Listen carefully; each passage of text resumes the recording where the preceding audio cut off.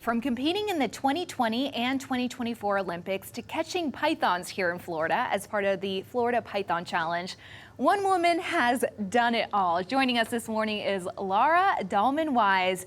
Thank you so much for waking up with us early this morning. I want to start with, tell us more about your experience in Paris over the summer.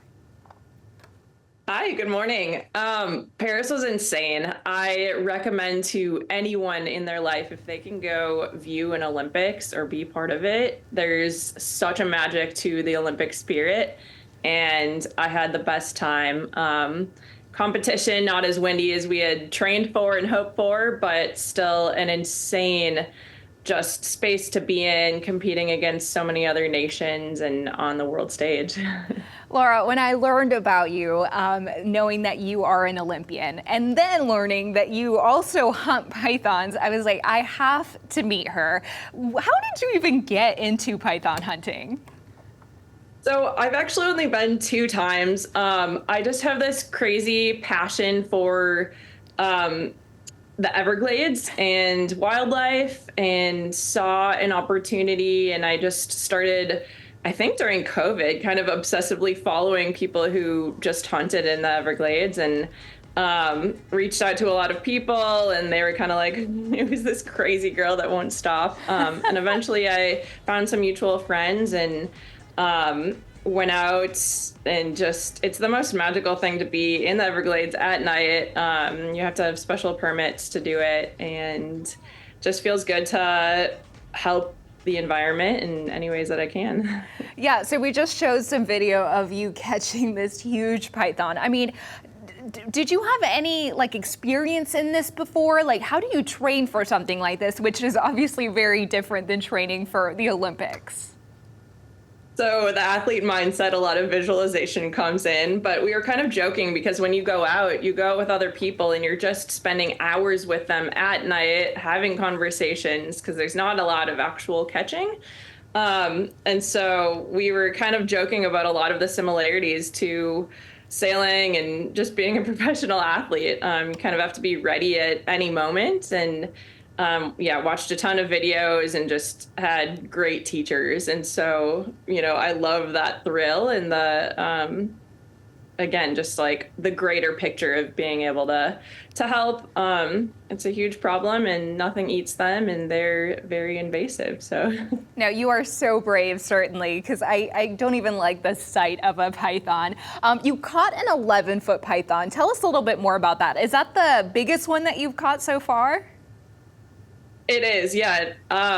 You'll laugh at this. I came home last night after being on the road, and there's this small gecko in my apartment, and I was like afraid of the thing.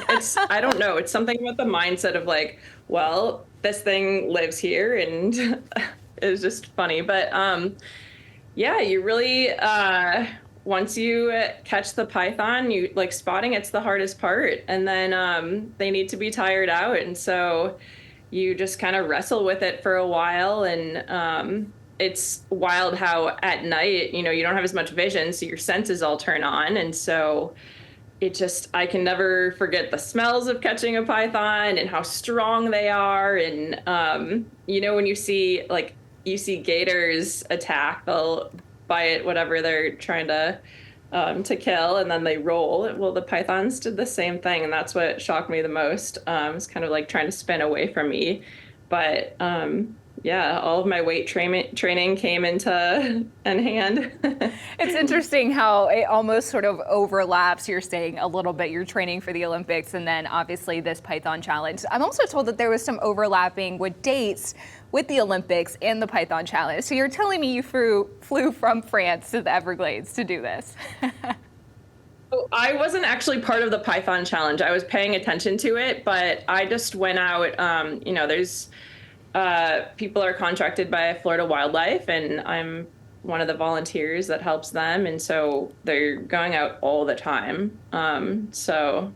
Yeah. But next year, I hope to participate. One more question about, I was told that you also went to college in St. Petersburg. As far as the waters there, and then you competed in Japan and also France for the Olympics, how does the water in St. Petersburg compare to what you're doing at the Olympics? Well, first of all, shout out to Eckerd College. I know they've been going through a bit of a rough time after Helene, and I'm just thinking about, the whole state of Florida through these storms. But I think any body of water you train on, I grew up sailing in the lakes of Minnesota, and then Eckerd College was very unique. You've got Boca Ciega Bay, just learning different conditions. It's a bit shifty, and you have a couple different inlets that wind comes through. So just learning a venue and learning what's important about that venue, that's the biggest skill. So yeah, and just really my love for the water and travel, that was all what I learned through Eckerd. So I'm so grateful I went there. And Laura, you mentioned that you're looking forward to the Python Challenge next year. I mean, are you gonna do any different training? Are you gonna learn any new skills that you think will be helpful when you participate next year? Well, I'm gonna bring you with me, first of all. No, I'm out. So I think it's just really important overall to be in the beginner's mindset and to keep learning whatever it is. So I've also been learning tennis and pickleball and boxing, and that's where I thrive. So yes, I will spend more time in the Everglades. Yes, I will help catch more pythons, but also gonna learn other sports and just keep growing as a human. Thank you so much, and thank you for participating, or looking forward to participate, because as you mentioned, yeah, they are an invasive species, and that's why they have this Python Challenge, so we can better protect the Everglades. Laura, thank you so much for waking up with us early this morning and sharing all of this incredible insight. Have a good one. Hi, I'm Matt Lincoln for CBS 12 News. Click the like and subscribe buttons if you want to see more stories like this that impact you.